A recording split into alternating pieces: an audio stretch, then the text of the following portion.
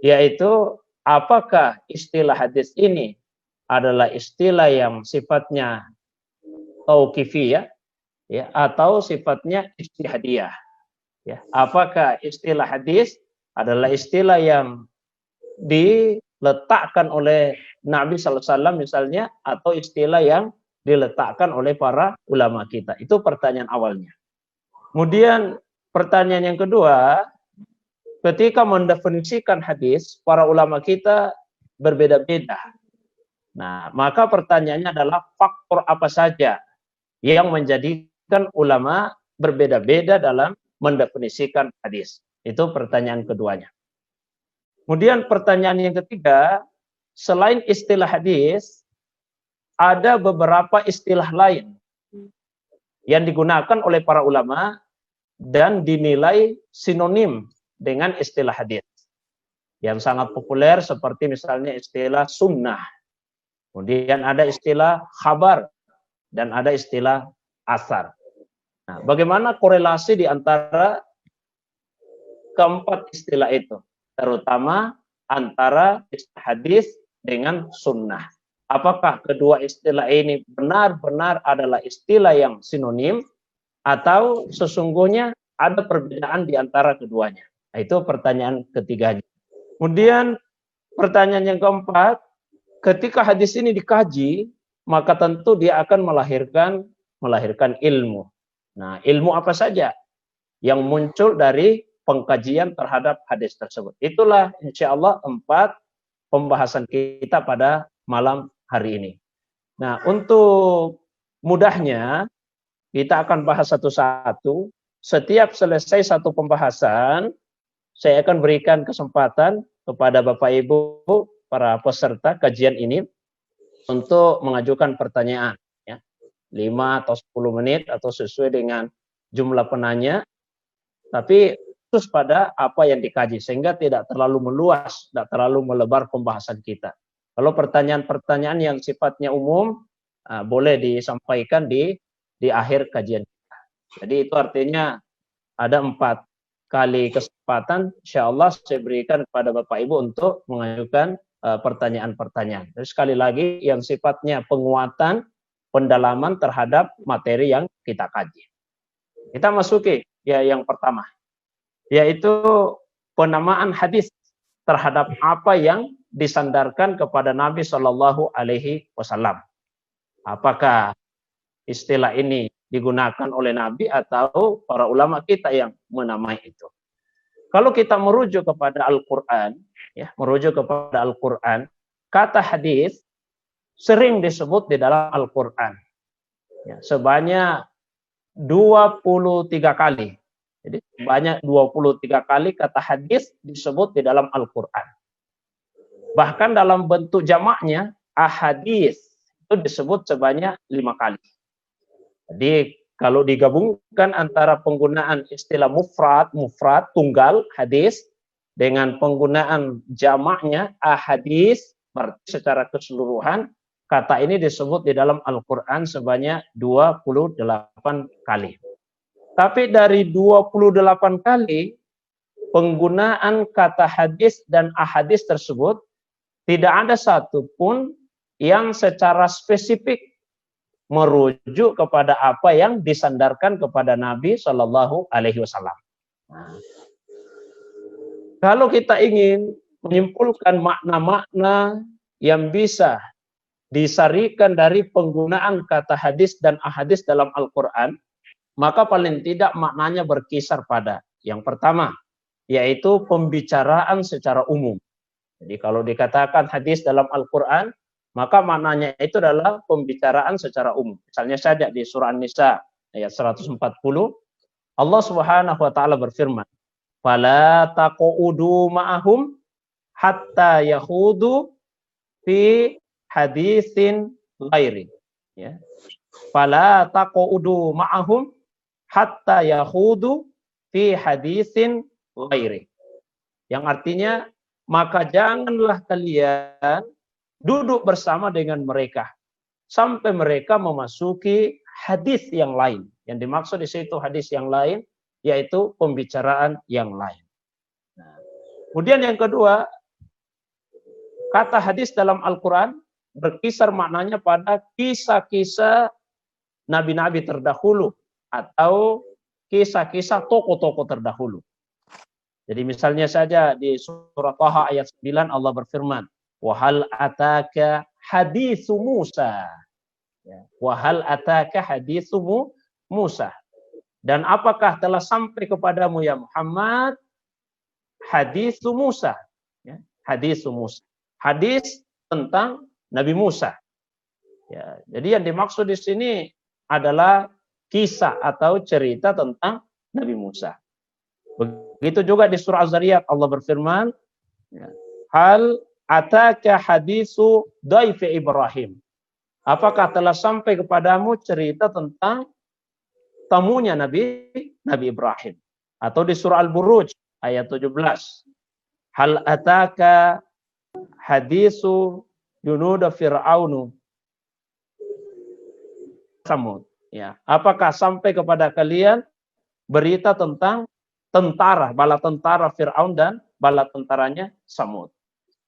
Yang ketiga, makna yang disarikan dari penggunaan kata hadis dalam Al-Quran itu adalah mimpi-mimpi. Ya, mimpi-mimpi. Misalnya saja doanya Nabi Yusuf yang diabadikan di surah Yusuf ayat 101. Rabbi qad ataitani minal mulki wa 'allamtani min ta'wilil ahadits.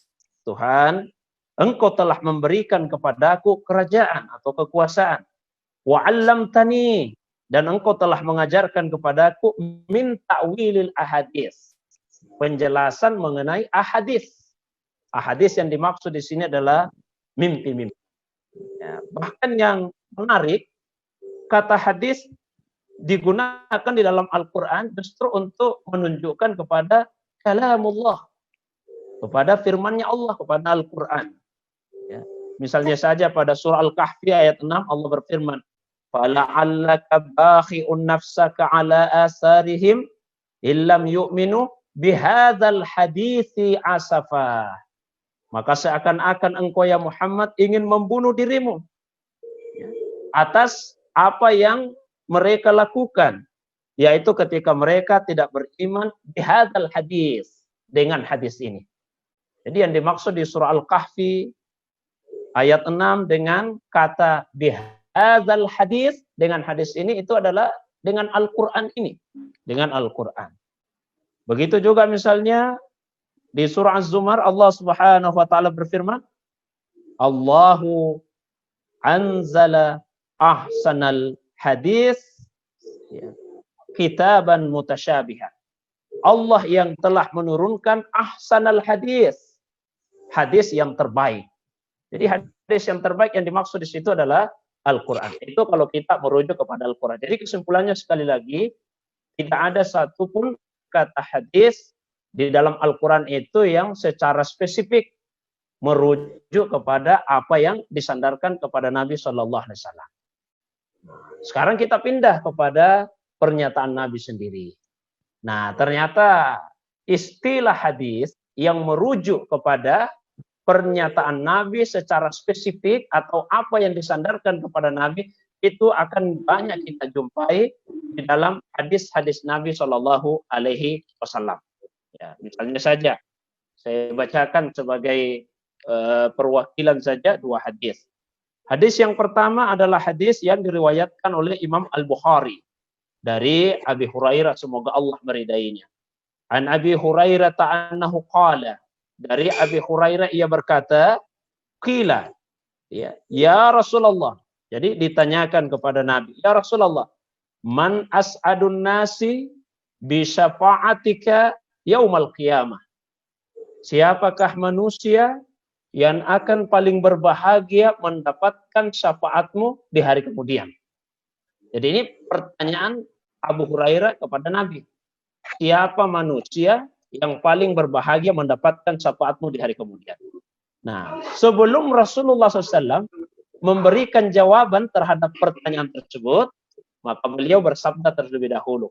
Qala Rasulullah SAW, laqad zanantu ya Aba Hurairah. Saya sudah menduga, wahai Abu Hurairah, alla yas'alani an hadzal hadisi ahadun. Ya.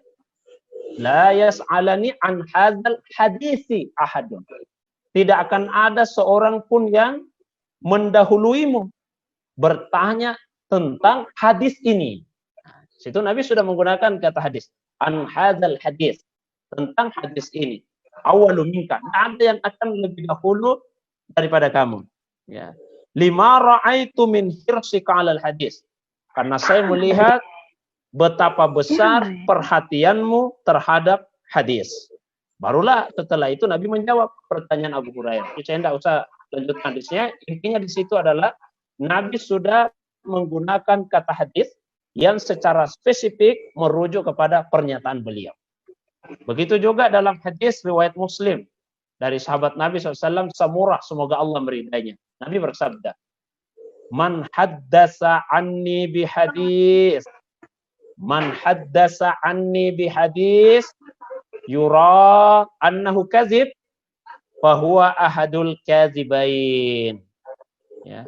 Barang siapa yang menyampaikan dari saya hadis, satu hadis. Yura di sini dua maknanya. Yu'lam, yang dia ketahui, bisa juga berarti yuzan, yang dia duga. Annahu kazib, bahwa itu adalah kebohongan. Bahwa ahadul kazibain, maka dia salah satu dari dua pendusta. Ada juga ulama yang membaca ahadul kazibin, salah satu dari banyak pendusta. Jadi di dalam hadis tadi, sekali lagi Rasulullah SAW juga menggunakan kata hadis yang merujuk kepada apa yang disandarkan kepada Nabi Shallallahu Alaihi Wasallam. Nah, dengan demikian pertanyaan awal tadi sudah bisa kita jawab bahwa istilah hadis itu adalah istilah yang digunakan oleh Nabi Shallallahu Alaihi Wasallam sendiri. Sehingga di dalam kitab, ini ada kitab ya, kitab Ulumul Hadis wa Mustalahuhu. Kitab ini ditulis oleh Dr. Subih As-Salih. Ya. Jadi kitab ini ditulis oleh Dr. Subih As-Salih. Di sini beliau secara tegas mengatakan bahwa Nabi lah orang pertama yang menggunakan kata hadis untuk menamai pernyataan yang disandarkan kepada beliau. Jadi bukan istilah yang sifatnya ijtihadiyah dari para ulama kita, tapi Nabi sendiri yang memberikan istilah hadis itu.